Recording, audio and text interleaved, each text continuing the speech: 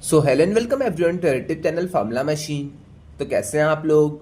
I hope सभी अच्छे होंगे। तो बहुत सारे स्टूडेंट्स का डाउट आ रहा था कि भैया क्या होगा अगर हमारे डॉक्यूमेंट्स रिजेक्ट हो जाते हैं। अभी वेरिफिकेशन में दिखा रहा है, बट अगर हमारे डॉक्यूमेंट्स रिजेक्ट हो जाते हैं तो उस केस में हमको क्या करना पड़ेगा। तो आज मैं स्टेप बाय स्टेप बताऊंगा कौन से डॉक्यूमेंट अगर आपके रिजेक्ट होते हैं तो आपको क्या करना होगा। ओके, तो यहाँ पे आप अपना खुद का पोर्टल लेके आया हूँ जहाँ की मेरा आईडी कार्ड है, फैमिली इनकम सर्टिफिकेट है, जेई क्वालिफिकेशन प्रूफ है, ओबीसी एनसीएल का सर्टिफिकेट है, सिग्नेचर है, फोटोग्राफ है और यहाँ पे हमारी मार्कशीट है। अब मैं यहाँ पे आपको बताऊंगा कौन से डॉक्यूमेंट्स जब भी रिजेक्ट होते हैं।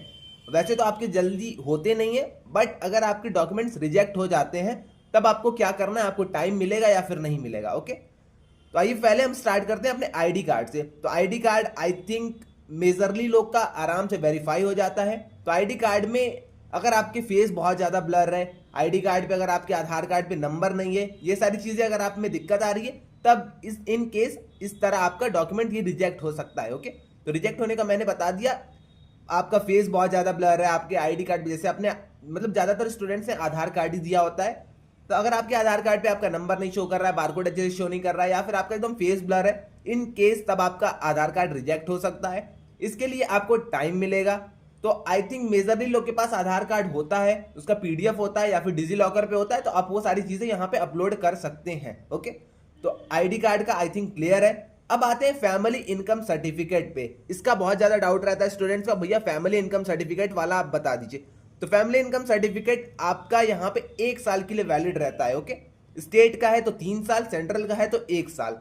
तो यहाँ पे फैमिली इनकम सर्टिफिकेट आपको एक बार चेक करना होगा।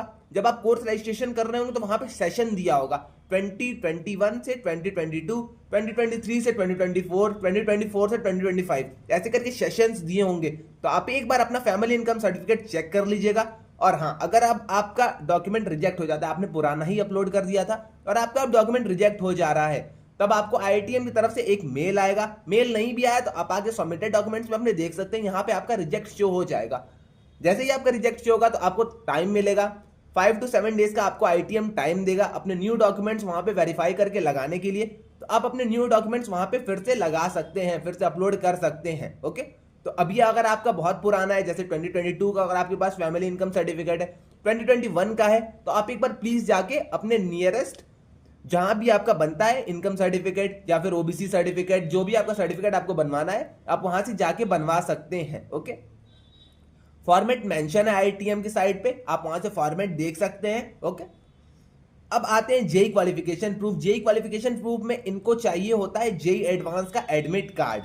मेनली मतलब यहाँ कैसे लिखा तो ऐसा है नहीं कि जेई एडवांस का मतलब चाहिए इनको एडमिट कार्ड, बट यहाँ मेजरली केसेस में स्टूडेंट्स जेई एडवांस का एडमिट कार्ड सबमिट करते हैं। अब जो लोग जेई एडवांस के लिए फॉर्म नहीं भरे रहते हैं वो जेई मेंस का क्वालिफिकेशन प्रूफ सबमिट करते हैं। तो जेई मेंस में जो हमारा स्कोर कार्ड आता है वो आप लगा सकते हैं, उसके लिए आपको थोड़ा सा और टाइम देना होगा। बट अगर आप जेई एडवांस का लगाते हैं एडमिट कार्ड, देन आपका बहुत जल्दी वेरीफाई हो जाता है ये। ओके, तो जेई क्वालिफिकेशन प्रूफ आपका रिजेक्ट होने के चांसेस है नहीं, होंगे तो एकदम अच्छे से, मतलब आपका पास अगर स्कोर कार्ड होगा तो वो आराम से वेरीफाई हो जाएगा, वो हमेशा हर साल के लिए रहने वाला है। तो जेई क्वालिफिकेशन प्रूफ के लिए आपको कोई भी दिक्कत नहीं आएगी। अब आते हैं OBC, NCL, EWS, SC ST, ये सारे जो सर्टिफिकेट्स आपके रहते हैं इन सब के ऊपर आते हैं। अब जो आपका स्टेट लेवल का सर्टिफिकेट बनता है, स्टेट लेवल का सर्टिफिकेट आपका 3 इयर्स तक के लिए रहता है, और जो आपका सेंट्रल लेवल का सर्टिफिकेट होता है वो आपका 1 साल के लिए रहता है वैलिड। तो आप यहाँ पे कोई भी सर्टिफिकेट लगा सकते हैं, कोई भी तो नहीं लगा सकते, बट आपका सेंट्रल लेवल का यहाँ पे ज्यादा वैलिड रहता है, तो आप सेंट्रल लेवल का सर्टिफिकेट लगाइए। 1 साल से अगर आपका ज्यादा टाइम हो जा रहा है तो आप उसको बदल दीजिए। इन केस अगर आपका यहाँ पे वेरिफिकेशन आपका चल रहा है, वेरिफिकेशन के बाद आपका वो डॉक्यूमेंट कैंसिल हो जाता है या फिर रिजेक्ट हो जाता है, देन आपको टाइम मिलेगा। टाइम जब आपको मिलेगा तो आप उसको नेक्स्ट टर्म तो नहीं कह सकते, आप 5-6 दिन में उसे आप लगा दीजिए। ओके, अब कुछ लोग पूछेंगे भैया फैमिली इनकम सर्टिफिकेट हमारा रिजेक्ट हो गया, अब क्या हमें 75% की स्कॉलरशिप मिली थी, अब हमें क्या फिर से वो फीस पे करनी होगी रिमेनिंग वाली? तो ऐसा नहीं है, आप उसको नेक्स्ट टर्म में लगा के अपने फीस को रिन्यू करा सकते हैं। ओके, तो ऐसा बिल्कुल भी नहीं है कि आपको तुरंत अब आ जाएगा आपके पास, आपको फिर से पूरी फीस पे करनी होगी, ऐसा बिल्कुल भी यहाँ पे नहीं है। सिग्नेचर फोटोग्राफ में ऐसी दिक्कत आती नहीं है वैसे मेजरली।